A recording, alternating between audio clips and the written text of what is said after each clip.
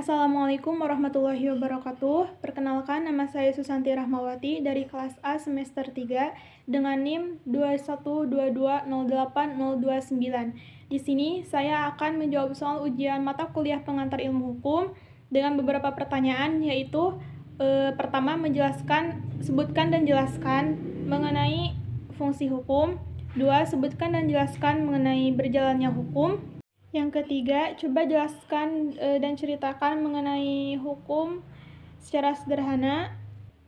Dan yang keempat, sebutkan dan jelaskan pendapat tentang ius constitutum dan ius constituendum. Baik, pertanyaan yang pertama yaitu sebutkan dan jelaskan mengenai fungsi hukum. Fungsi hukum dalam masyarakat sangat beraneka ragam, bergantung dari berbagai faktor yang dalam keadaan masyarakat. Di samping itu, fungsi hukum dalam masyarakat yang belum maju juga akan berbeda dengan masyarakat yang sudah maju.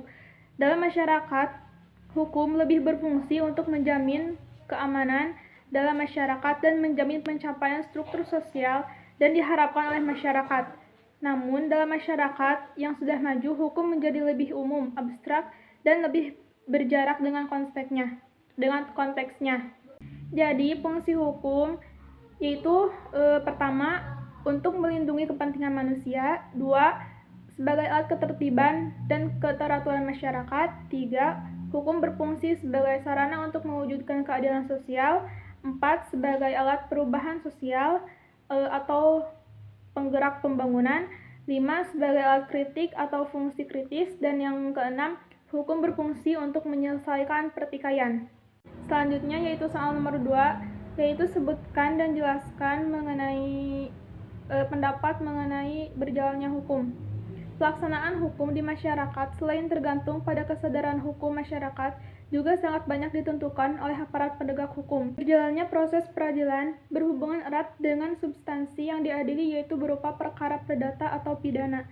Keterlibatan lembaga-lembaga dalam proses peradilan secara penuh hanya terjadi pada saat mengadili perkara pidana. Dalam perkembangan lainnya, terbentuklah beberapa badan peradilan dalam lingkup peradilan umum, peradilan agama, peradilan militer, dan peradilan tata usaha negara, pengadilan perpajakan, di mana masing-masing mempunyai kewenangan untuk mengadili perkara sesuai dengan kewenangan masing-masing peradilan tersebut. Sebagai upaya untuk meningkatkan pemberdayaan terhadap lembaga peradilan dalam lembaga penegakan hukum, langkah-langkah yang perlu dilakukan, pertama, meningkatkan kualitas dan kemampuan aparat penegak hukum yang lebih profesional, berintegritas, berkepribadian, dan bermoral tinggi.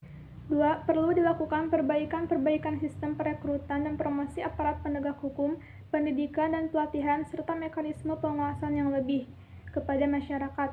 Dan yang terakhir, mengupayakan peningkatan kesejahteraan aparat penegak hukum yang sesuai dengan pemenuhan kebutuhan hidup masyarakat.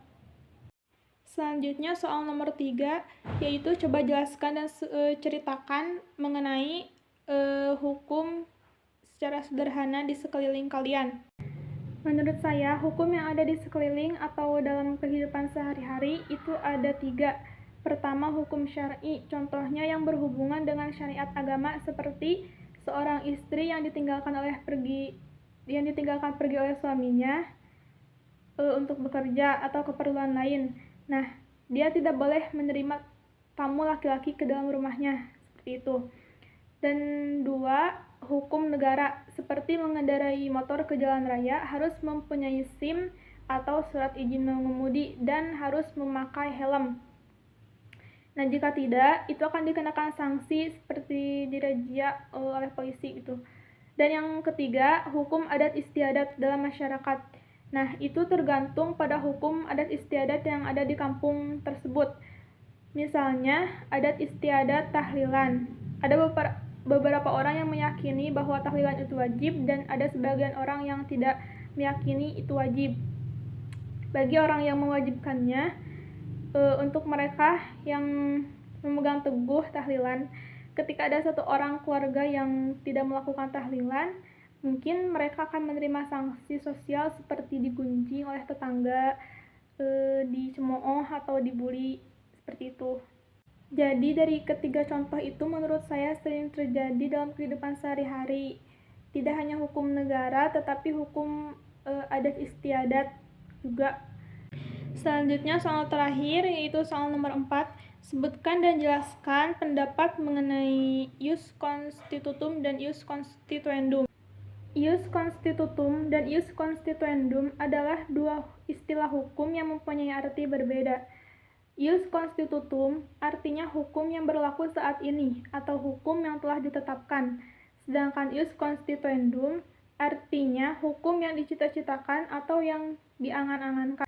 Menurut Sudikno Martokusumo dalam bukunya Penentuan Hukum Sebuah Pengantar, menjelaskan bahwa berdasarkan kriteria waktu berlakunya hukum dibagi menjadi dua, yaitu ius constitutum dan ius constituendum.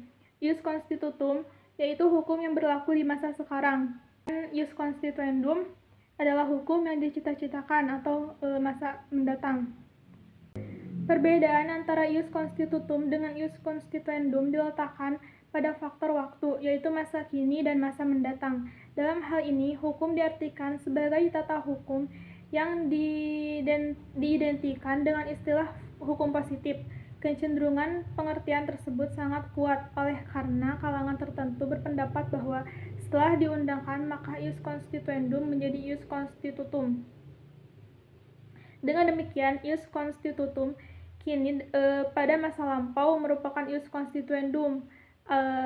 Apabila ius constitutum kini mempunyai kekuatan hukum, maka ius constituendum mempunyai nilai sejarah. Sujono Sukanto dan Purbandi Pubacakara juga menjelaskan bahwa ius constituendum berubah menjadi ius constitutum dengan cara satu, digantikannya suatu undang-undang dengan undang-undang yang baru, atau undang-undang yang baru pada mulanya merupakan rancangan ius constituendum. 2. Perubahan undang-undang yang ada dengan cara memasukkan unsur-unsur baru. Dan yang ketiga, penafsiran peraturan perundang-undangan. Penafsiran yang ada kini mungkin tidak sama dengan penafsiran pada masa lampau. Penafsiran pada masa kini dahulu merupakan ius constituendum. Mungkin cukup sekian. Mohon maaf bila ada kesalahan. Wallahu muwaffiq ila aqwamit thoriq. Wassalamualaikum warahmatullahi wabarakatuh.